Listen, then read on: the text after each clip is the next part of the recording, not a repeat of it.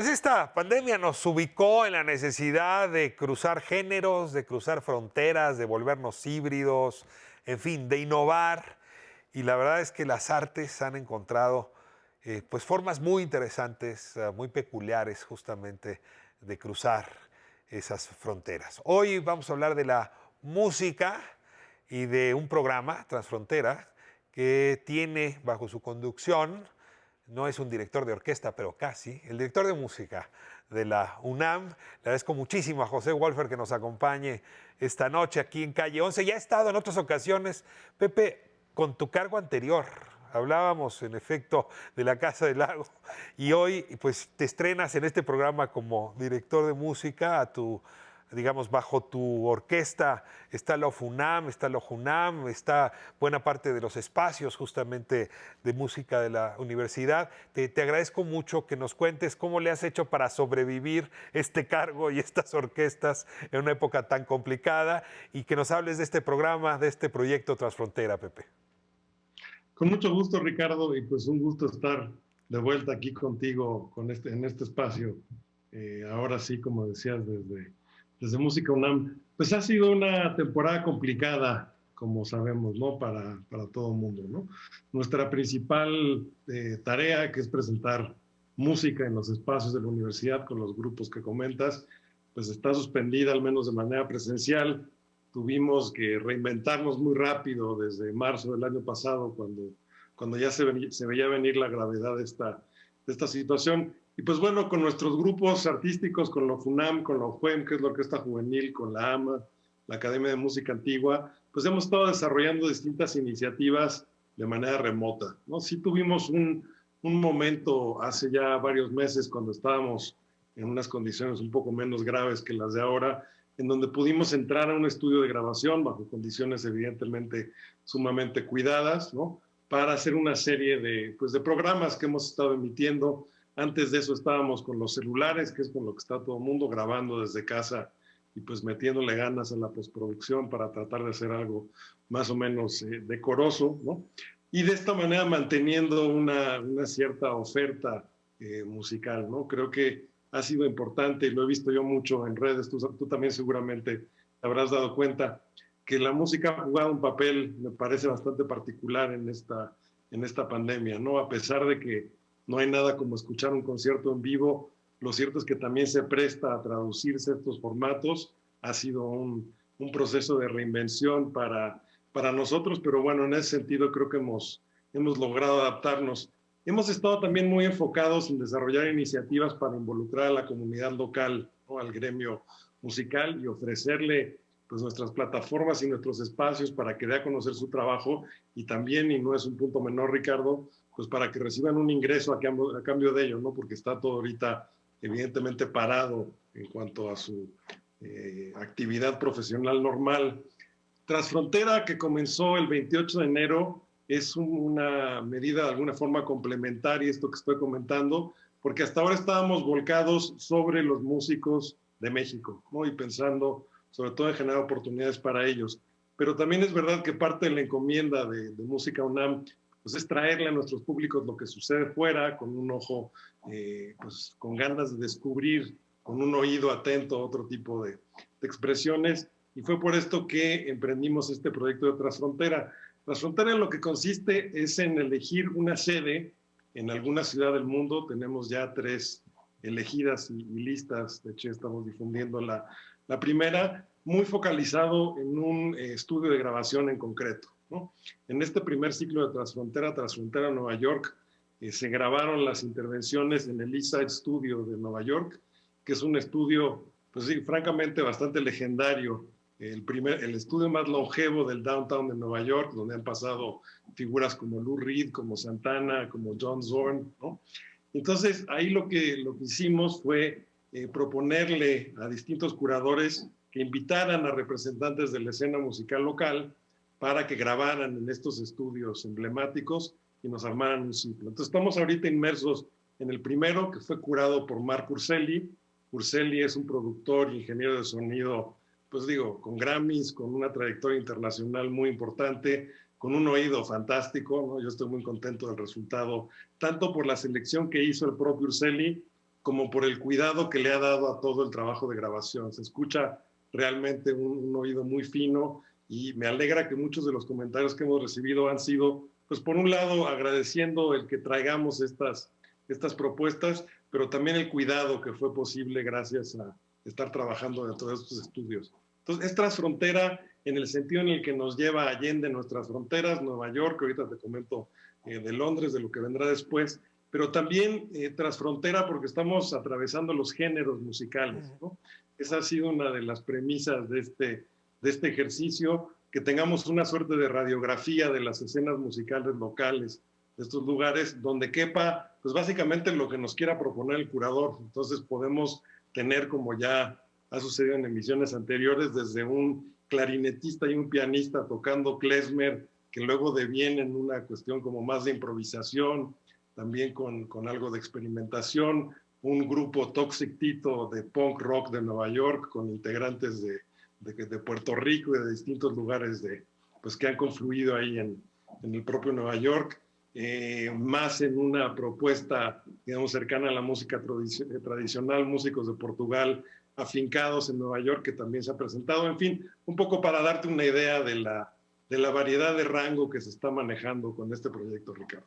Y cuéntame un poco, Pepe, esto es traer Nueva York a México a través de las plataformas, entiendo YouTube y Facebook. Por el otro lado, vamos a hablar, si quieres, en el siguiente segmento de Londres, y te quiero preguntar también sobre México, si también hay una exportación de lo que está haciéndose aquí a través de Transfrontera.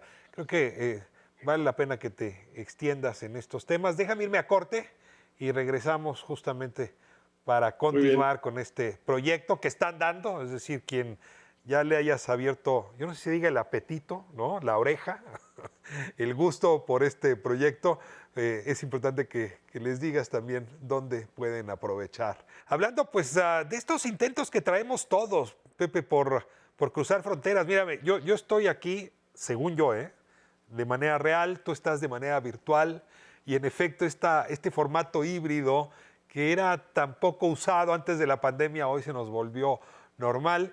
Y este cruce de fronteras nos está llevando a reflexionarlo todo, ¿no? Si los géneros musicales, yo te diría, y otros géneros, los literarios, en fin, se siguen valiendo, los podemos cruzar, igual que estamos cruzando de manera híbrida esta conversación. Y en ese sentido, el proyecto Transfrontera, que nos narrabas hace un momento, parece lo más interesante porque emblematiza pues esta mutación que estamos viviendo. ¿Cuál fue su origen, Pepe? ¿Cómo se les ocurrió el proyecto?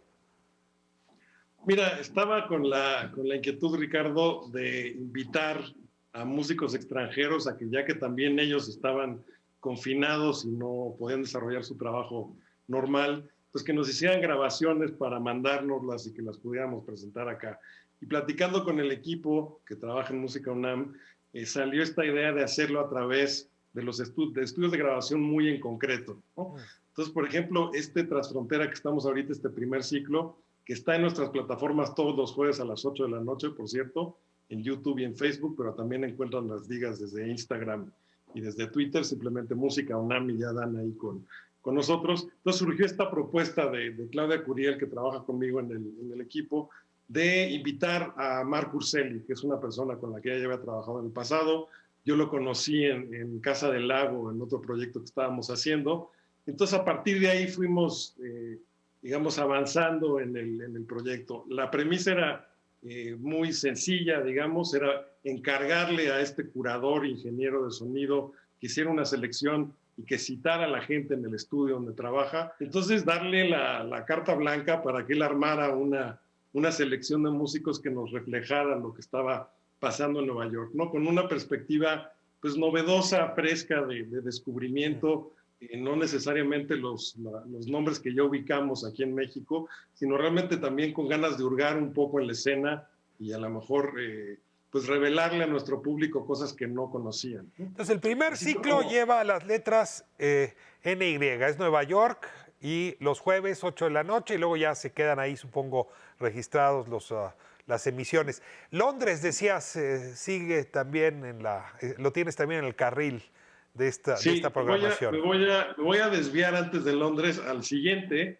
que es en Woodstock, que me parece también, bueno, Woodstock en nuestra generación pues lo tenemos claro, lo que significó. Y allá en Woodstock, que yo no conozco, pero por lo que veo en las imágenes, pues es un paraje campestre al norte de Nueva York, bastante idílico. Estoy en un estudio de grabación donde trabaja John Medeski. John Medeski es un tecladista, el director o el espíritu animador, digamos, de Medeski Martin and Wood, que es un proyecto de improvisación que ya tiene bastante tiempo. Medeski ya ha estado en México también. Entonces, en este caso fue él quien se encargó de hacer la selección y de convocar a la gente en este estudio de Woodstock. Esa va a ser la segunda entrega de Transfrontera. Y enseguida, sí, ya nos mudamos a Londres, como comentabas, al estudio quizá más emblemático de los que estamos utilizando para este proyecto, que es el Abbey Road de Londres, ¿no? Ahí fue Eso sí suena a Urselli. Beatle, ¿eh? Eso sí suena a Beatle. Eso sí suena completamente a Beatles, Ricardo. Y ahí nuevamente fue Urselli quien tiene, como decía, mucho vínculo con distintos estudios en el mundo, quien reunió a los músicos en los estudios de Abbey Road con una selección completamente distinta a la de Nueva York. Obviamente, pues era la idea que fuera una muestra de la escena londinense, y esa será la tercera entrega. Tenemos en la mira, que tuvimos que aplazar un poco por la cuestión de la pandemia y cómo recrudecieron las condiciones durante el invierno, los siguientes dos ciclos, que es uno en Buenos Aires y otro en Bogotá, ¿no?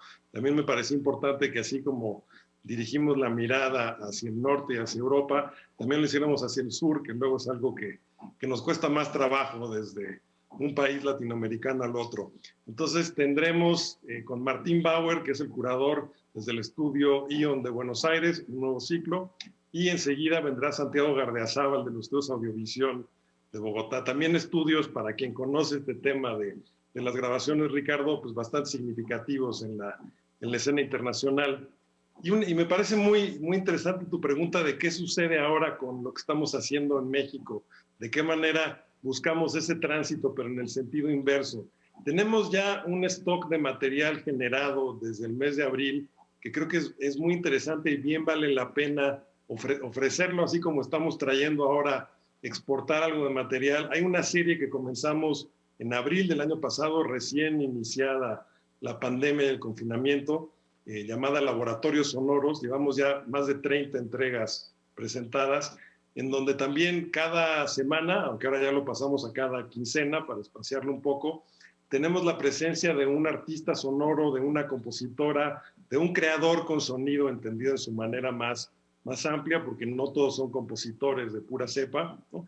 Donde nos presenta algún proyecto que está trabajando en ese momento. La idea es que nos introduzca como público a su laboratorio de sonidos y comparta con el público de Música UNAM pues alguna cosa que esté trabajando en ese momento, algún proyecto que recién comience, algo que esté en proceso.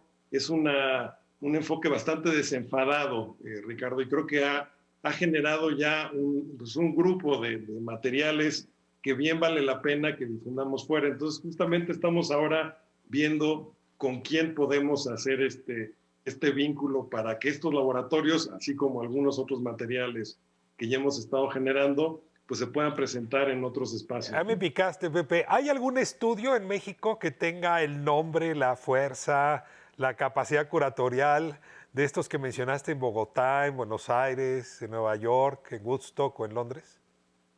Mira, los estudios Churubusco son emblemáticos también por la parte de sonido, no solamente por lo que toca al cine, ¿no?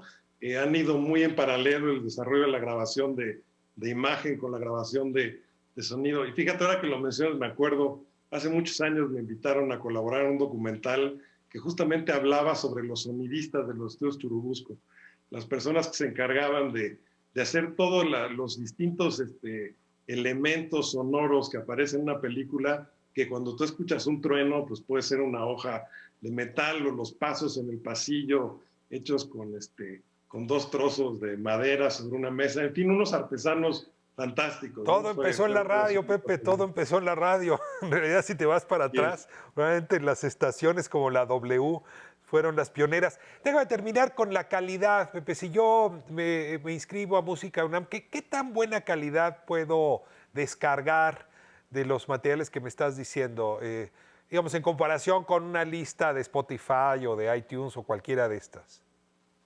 Es eminentemente comparable a un a un nivel de audio como los que mencionas. Sobre todo estas grabaciones que estoy comentando, las de Transfrontera, que se hicieron en estudio, que estuvieron cuidadas por ingenieros de sonido ya pues de mucha trayectoria. Y sí, una de las cosas que llama la atención, y así nos lo han estado comentando en redes, es justamente la calidad de las grabaciones, ¿no? Son el tipo de cosas que vale la pena si tienes unos audífonos que más o menos aguanten la batalla, sí escucharlo con audífonos porque vale la pena apreciarlo. Entonces también ese aspecto técnico de la factura, de cómo se han hecho las grabaciones, también es algo que me tiene muy contento, Ricardo.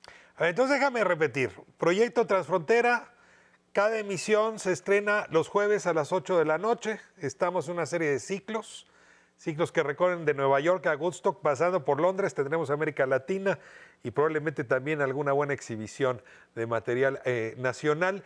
Y ese material se queda ahí almacenado en Música UNAM, desde ahí se puede descargar. ¿Algo más que me falte agregar, Pepe, para quien quiera disfrutar de esto que te está tocando orquestar desde la pandemia? Lo resumiste muy bien, Ricardo. Está todo disponible en las plataformas, en YouTube, en Facebook. Pueden acceder también desde Twitter y de Instagram. Simplemente poniendo Música UNAM los lleva ya a nuestras bases donde está todo esto concentrado. Todos los jueves a las 8 de la noche y terminamos el 20 de mayo. Seguimos el 20 de mayo cada jueves con estos 3 ciclos que comentábamos, y vendrá ya, seguramente va a ser después del verano, cuando presentemos Transfrontera Argentina y Transfrontera Bogotá. Pepe, muchísimas gracias, José Wolfer, por acompañarnos, director de Música UNAM, por acompañarnos aquí en tu calle 11 y todos estos proyectos. Bienvenidos. Un abrazo fuerte para tu gremio, que sé que entre otros la están pasando con mucha dificultad. Y pues los esperamos ahí en Transfrontera. Qué gusto. Gracias.